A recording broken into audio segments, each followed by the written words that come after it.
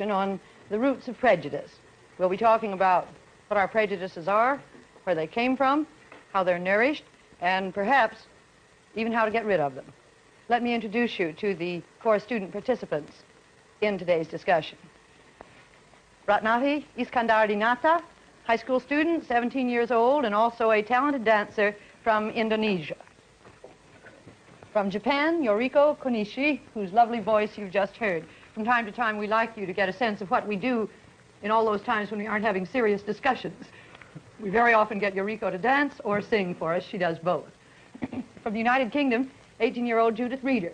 Judith's got a bit of a cold today. It did not come from swimming in the Atlantic Ocean, although she assures us that when she's in England, she does swim in the ocean during the winter.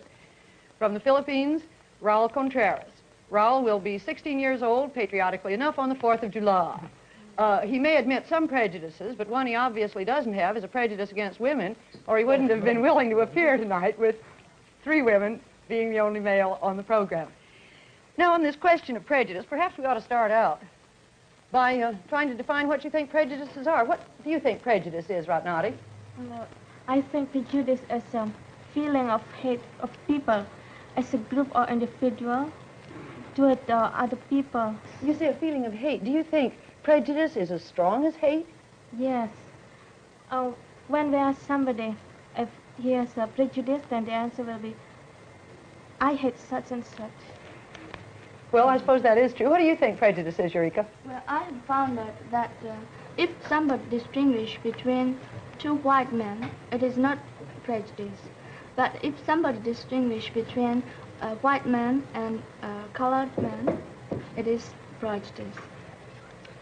I would define prejudice as a rigid opinion formed about a certain thing before there has been a just examination of the facts.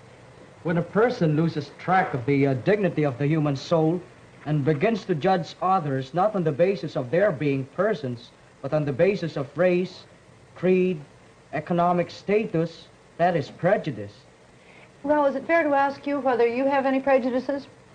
Well, I guess so, Mrs. Waller, and being brutally frank, I'm prejudiced against Japanese. Well, not to the extent that I hate them. No, not that way. But I got this, well, as a result of World War II. Because, well, I guess I was yet too young to understand what happened during those times. But I think that what my relatives and friends and the people who were witness to that unfaithful occasion, well, they just more than justified the fact. And I think it's justified for me to feel the same way because, well, I know that my people suffered very much under that rule. You still as prejudiced against the Japanese as you were? Well, 5 years ago, that prejudice of mine was, well, slightly fading away. But when Japan stubbornly refused to pay reparations to us, well, the prejudice began to brew again. But now I found out from close contact with Yoriko and other Japanese that Japan isn't ready to pay reparations yet, because as Yoriko said, some of them, and most of them, even have to suffer the cold in the classrooms because they can't afford to heat the schools. Yoriko, you've got any prejudices? Well, I don't have any prejudice for Philippines, but many Japanese people hate Korea because the president of Korea made the line, his own line, on the public sea between Korea and Japan. And if the Japanese fishermen go over the line, they are caught by Korean people, and they can't go home for a while. And we are trying to be a friend for Korea. Now that we've started, we better go on around the circle. Judith, you got any prejudices that you admit? Yes, I suppose I'd better admit them, although I'm English. I have some very foolish prejudices, you'll probably laugh. For instance, as soon as I meet a person with red hair, I always put myself on my guard because I have a silly prejudice that all red-headed people have terrible tempers, you know, that they're as passionate as the color of their hair. Oh, and then I have another silly prejudice. For example, when I first met the Australian delegate, Elizabeth Woodgate, who has been on television, I was shocked by her accent, because to me it sounds just like a Cockney accent would in England. And I hope I'm not conceited or anything, but a Cockney accent in England, you know, most English people would shudder a little bit when they hear it. But she very frankly told me that she shuddered when she heard my accent. So I got paid back for that, too. Why did she say she did? Oh, I think she imagines that... she said she really had to forget my accent in order to like me, because it was too formal. I gather most Americans think about that about the English as well. So. Ratnati, it's your turn. Well, sometimes I feel prejudice against the Dutch people when in school when I learn the history and learn how the Dutch people treated Indonesian. And I have some other prejudices of my own. That's I hate people who are proud and who feel that he is the master of the other people and who thinks that he knows everything than anybody else. Let's come back to you a minute, Ralph. Are there any prejudices in the Philippines between groups of people? Yes, there are existing prejudices between groups of people. As a matter of fact, most of us still, well, are prejudiced against a group of hybrids, those who have more Spanish blood than Filipino blood in them, and we term them as mestizos.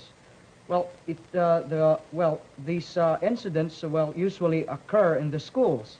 As you know, I'm in a school run by Spanish monks, and we have a lot of we have a lot of those of that group studying in our school, and usually they are favored.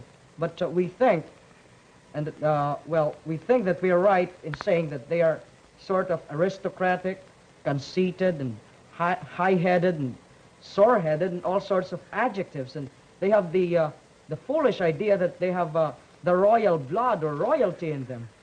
Well, how do you get along with these boys in school, Raul? Are there any problems? Well, frankly speaking, I don't get along with them pretty well. As a matter of fact, we usually fight with one another. Is there any problem? Yes, Yoriko. Yes, Japan have had many American or European soldiers after the war, and most of them married with Japanese girls, not only formal wedding, and they made children who called hybrids. And I think the hybrids have nothing to be punished, but some grown-ups didn't used to treat as the Japanese children. And grown-ups also used to treat the mothers of children. Japanese people thought that the mothers of hybrids are not good. They are horrible because they married with foreign people, foreign boys, and many Japanese people don't like to marry with foreign people because they live in different customs, and they consider with different ways. You still have a strong, may I say, prejudice in Japan against marrying people from other countries, don't you? Well, yes. Yoriko, Yes. could you tell us something about the status of women in Japan? We hear the strangest things, and you've been telling me the strangest things. Could you tell us more about it? Before the war? Yes, and now. Or before. Well, up to about 60 years ago, Japanese people thought that the white people are horrible because they are almost red hairs, and everything is so big about bodies. And quite a few people still think so. And in Japan, we think that something to be beautiful must be small and delicate. You could hardly apply the word delicate to some of the big soldiers we sent to Japan, could you? But I never knew that you looked down on us because we were big. That's very interesting. We're always proud of if the Western men are tall and handsome. We consider that yes. Oh, we're proud to be small and delicate.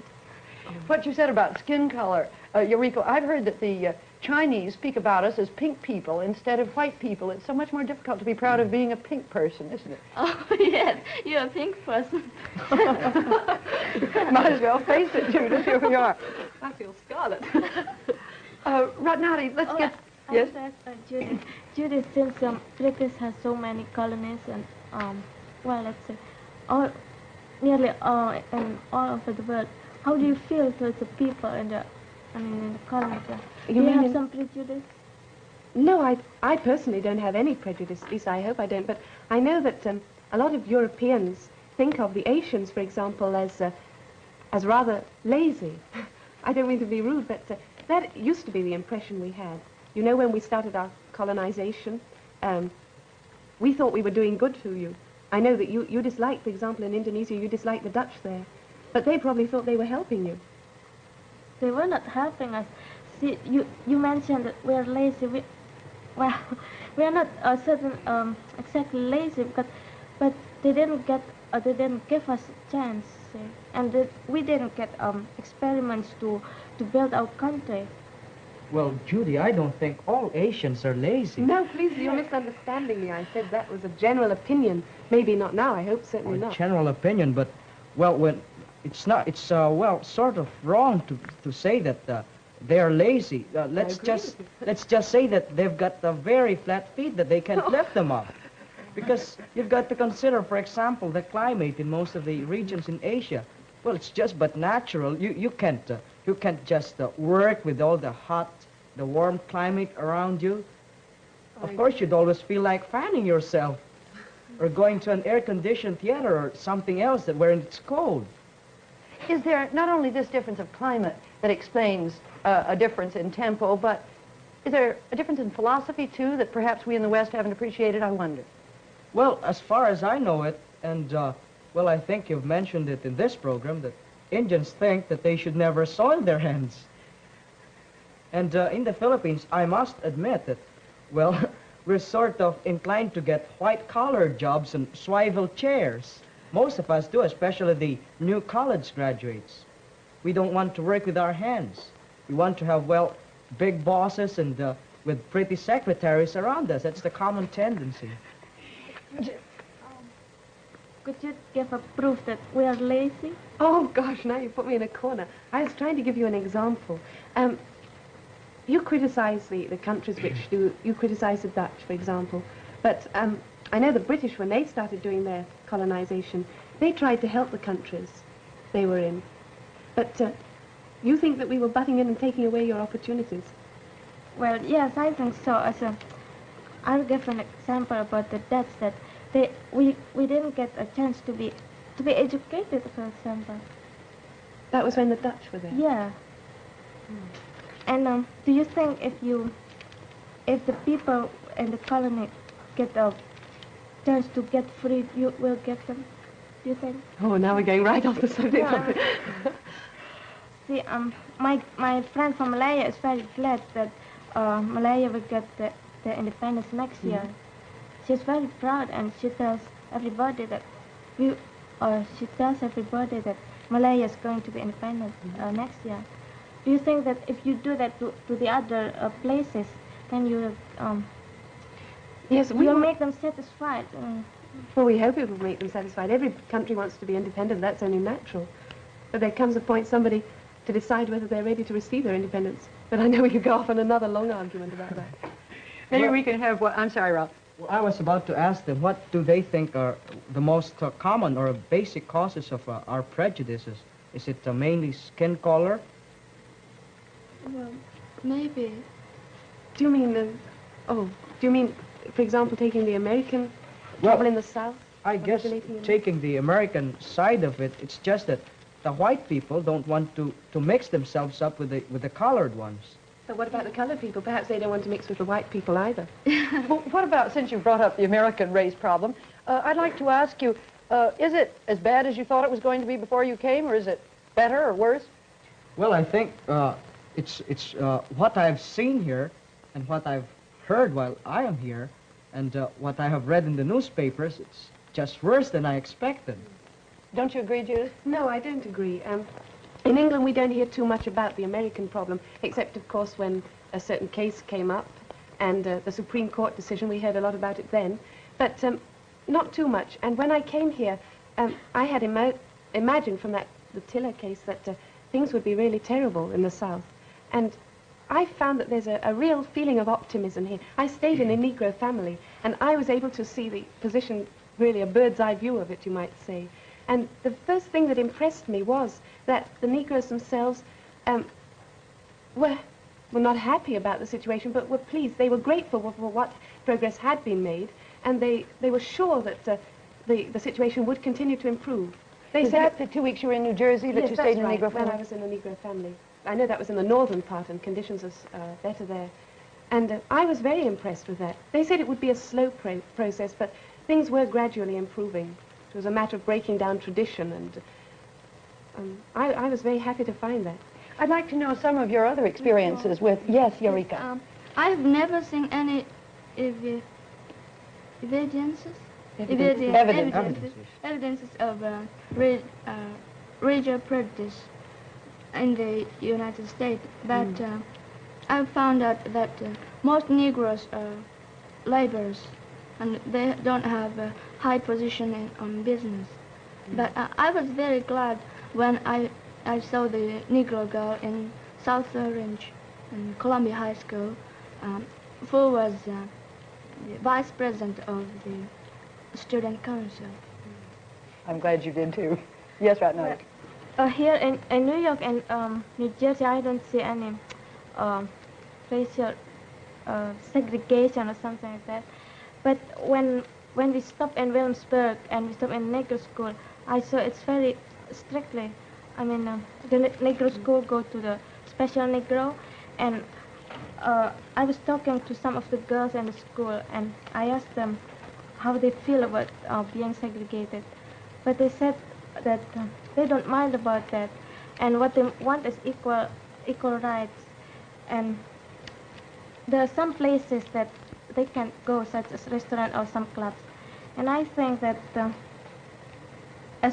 since all Americans claim and emphasize that America is the most democratic country in the world, and as long as segregation exists, I don't think it's a democratic. I mean, pure democratic.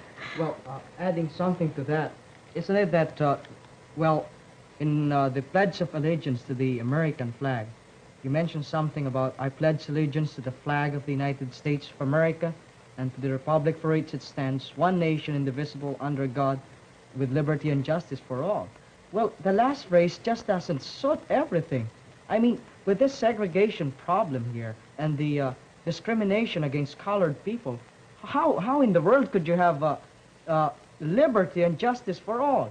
And in one of my hospitality periods, I didn't expect that even the kids could carry it that far. I had the, privilege, I should say, of attending one of the dances sponsored by one of the civic groups.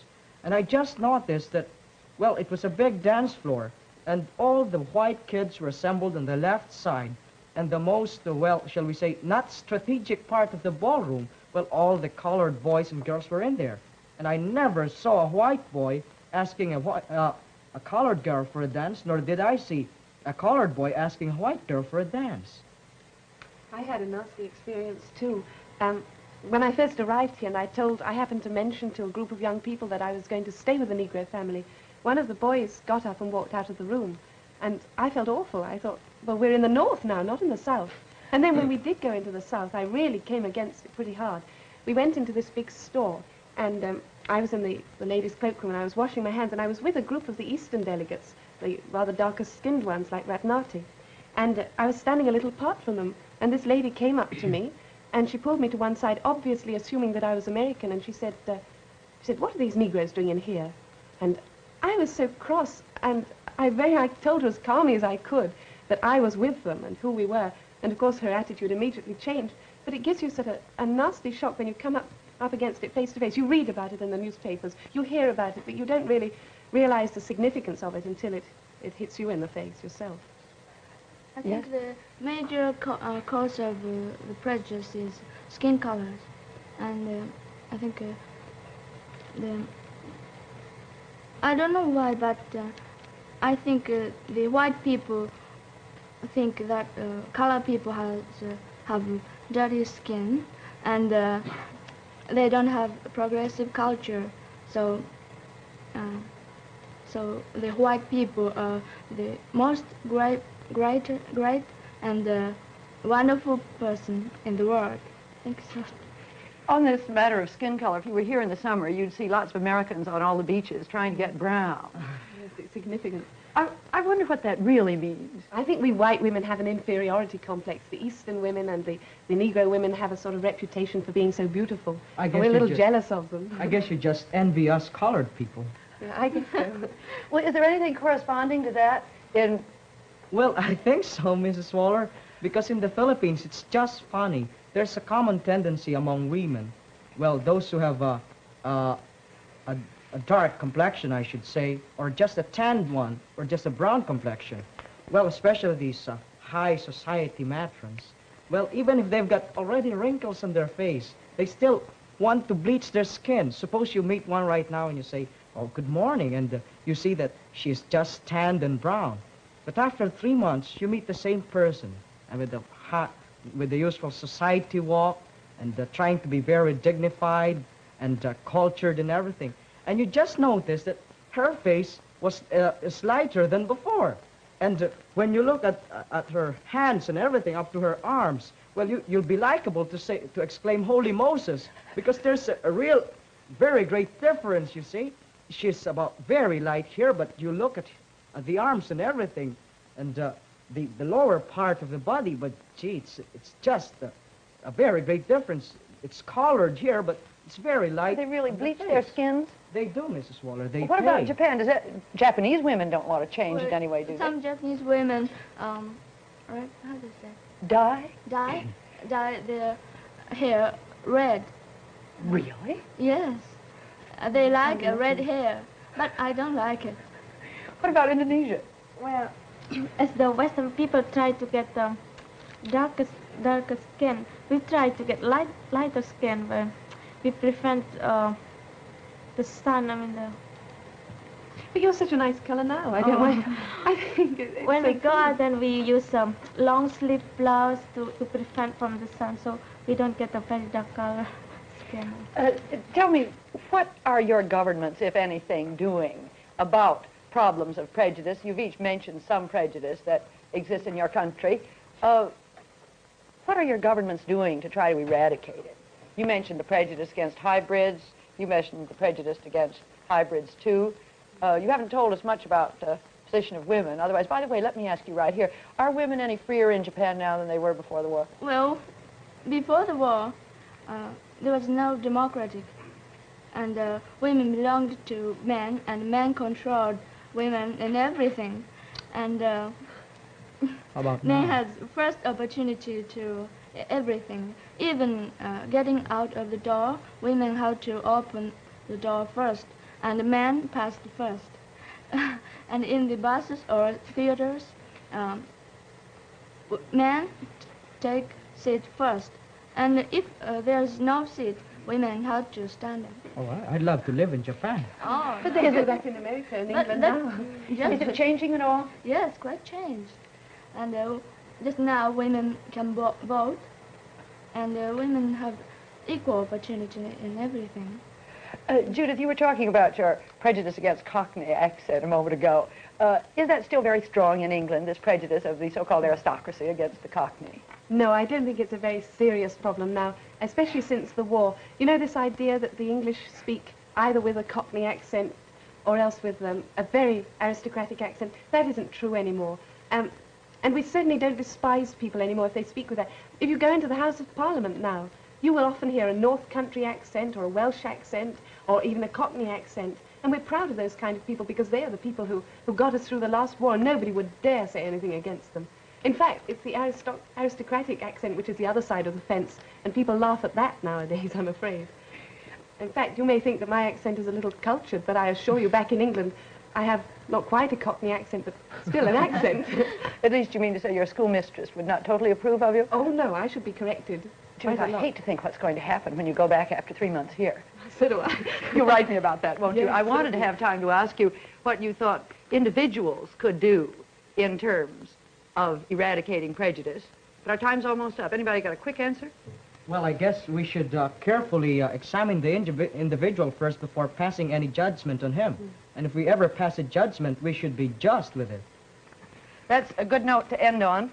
Thank you, Patnati, Yoriko, Judith, and Raoul. Next week, we're going to continue on this subject of prejudice with 4 delegates from Africa, 1 white and 3 colored. The delegates from the Union of South Africa, Gold Coast, Ethiopia, and Nigeria.